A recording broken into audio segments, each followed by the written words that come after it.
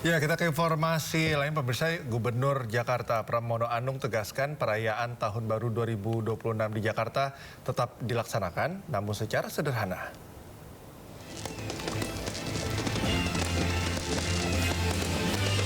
Hingga saat ini, Gubernur Pramono Anung belum putuskan secara rinci gelaran acara yang akan diadakan di Jakarta dalam rangka menyambut Tahun Baru. Pramono menyebut perayaan pergantian tahun akan digelar secara sederhana. Sebagai kota global, Jakarta akan disorot oleh dunia. Oleh sebab itu, perayaan pergantian tahun tetap harus dilaksanakan. Perayaan Tahun Baru juga diharapkan mampu membangkitkan optimisme warga di tengah berbagai bencana yang melanda di sejumlah wilayah di tanah air. Tetapi apapun, Jakarta ini kan ibu kota negara dan Jakarta sekaligus kota global. Di seluruh dunia, momen tahun baru itu kan pasti akan diperbandingkan. Maka dengan demikian, walaupun nanti dalam kesederhanaan, pasti dalam kesederhanaan, yang jelas bahwa Jakarta tidak dalam kemeriahan, kemewahan, mungkin juga malah saya akan melakukan hal yang berkaitan dengan penekanan pada doa dan sebagainya. Tapi tetap harus ada penyambutan tahun baru, karena ini kan Jakarta, ini kan ibu kota negara, dan ini yang dilihat dunia, apakah yang akan dilakukan oleh Jakarta untuk itu. Ya, pemirsa, pasca banjir bandang dan longsor, aliran listrik masih padam di sejumlah wilayah di Kabupaten Gayo Luwes, Aceh. Saat malam tiba, gelap menyelimuti jalan utama hingga permukiman warga.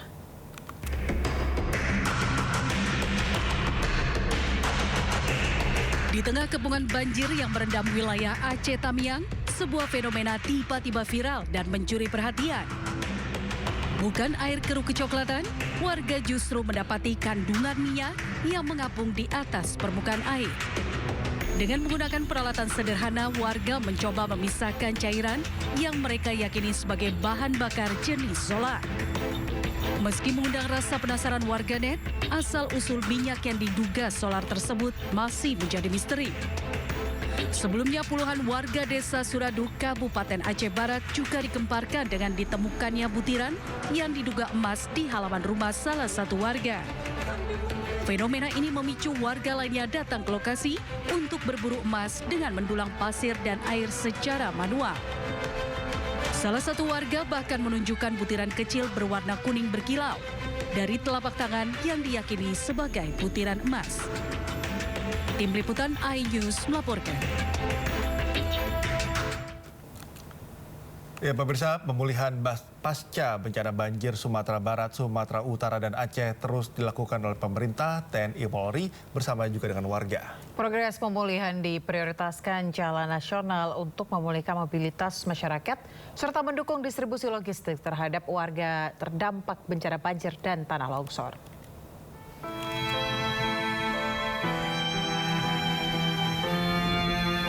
Saat matahari terbenam, gelap total menyelimuti kawasan Gayo Luwes, Aceh. Jalan utama yang biasanya terang terlihat lenggang dan gelap. Kondisi ini memaksa warga bertahan dengan penerangan seadanya. Sebagian memanfaatkan baterai sepeda motor sebagai sumber listrik. Sebagian lainnya menyalakan lampu minyak. Banjir bandang dan longsor telah merusak jaringan listrik di 7 kecamatan. Sementara 4 kecamatan lainnya hanya bisa menikmati aliran listrik secara bergilir dengan durasi terbatas setiap hari. Padamnya listrik ini berdampak pada aktivitas rumah tangga, pelayanan publik, fasilitas kesehatan, hingga jaringan komunikasi. Warga berharap aliran listrik segera pulih sepenuhnya agar kehidupan pasca bencana bisa kembali normal. Di Kabupaten Gayo Luwes, Aceh, Dosaino Arika iNews melaporkan.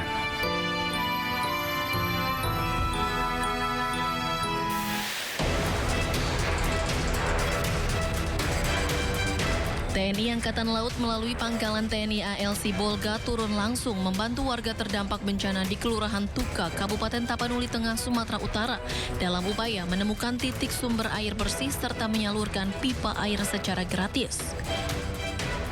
Kegiatan ini dilaksanakan personel TNI AL bersama masyarakat dengan menyusuri perbukitan dan aliran sungai untuk menentukan titik sumber mata air yang layak digunakan sekaligus menetapkan jalur pipanisasi menuju permukiman warga. Upaya ini untuk memulihkan akses air bersih yang sempat terputus akibat banjir bandang dan tanah longsor.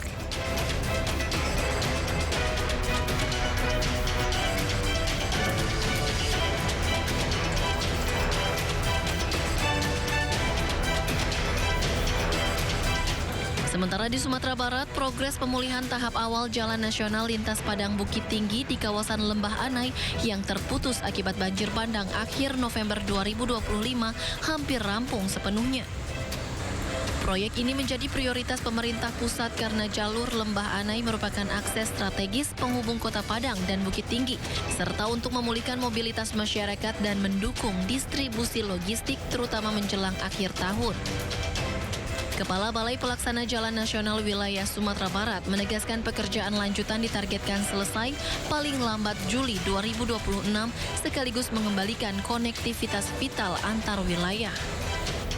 Selain itu, akibat dari banjir bandang yang menerjang Kabupaten Gayo Lues membuat sejumlah akses jalan dan jembatan penghubung terputus. Hal ini mengakibatkan terhentinya alat transportasi dan membuat warga kesulitan mendapatkan gas LPG untuk memasak di Desa Berhut, Kecamatan Terangut. Sejak banjir bandang di Kabupaten Gayo Lues, Aceh pada Rabu 26 November 2025 lalu melumpuhkan ekonomi bahkan kehidupan sosial di tengah masyarakat. Warga harus memasak menggunakan kayu. Selain itu, warga juga mengeluhkan penerangan yang hingga kini belum dapat dirasakan sejak banjir bandang yang menimpa wilayah ini. Baik, Ayah juga pemirsa, kita awali informasi di Sindo Today hari ini di mana sebuah bus mengalami kecelakaan tunggal di ruas Simpang Susun Exit Tol Krapyak, Kota Semarang pada dini hari tadi. Ya, dari 34 penumpang pemirsa 15 orang dinyatakan meninggal dunia.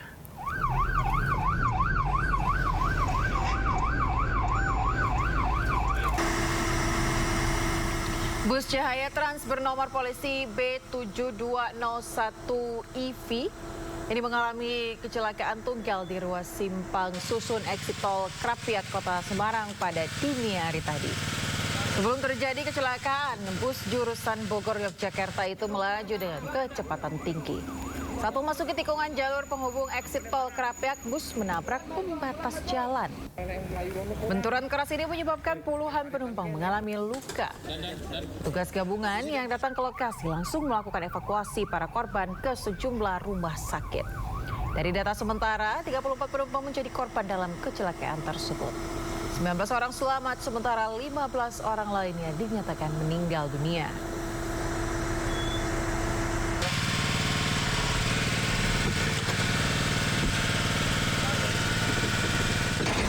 Kami sampaikan bahwa telah terjadi kecelakaan satu unit bis di Simpang Susun Exit Tol Krapyak, Kota Semarang pada hari ini, Senin, tanggal 22 Desember, pukul 00.30 waktu Indonesia Barat. Dengan kronologis bahwa bis tersebut dari arah Jakarta dengan tujuan Yogyakarta, sampainya di tikungan Simpang Susun tersebut dengan kecepatan cukup tinggi, maka bis tersebut menabrak pembatas jalan sehingga mengakibatkan bis tersebut terbalik. Kami Basarnas beserta tim SAR gabungan, di sini ada pihak kepolisian, Jasa Marga, Dinas Kesehatan dan PMI telah melaksanakan evakuasi sebanyak 34 orang dengan rincian 19 orang selamat dan beberapa mengalami luka berat dan 15 orang dinyatakan meninggal dunia. Saat ini korban telah dibawa ke rumah sakit di beberapa kota Semarang untuk penanganan lebih lanjut.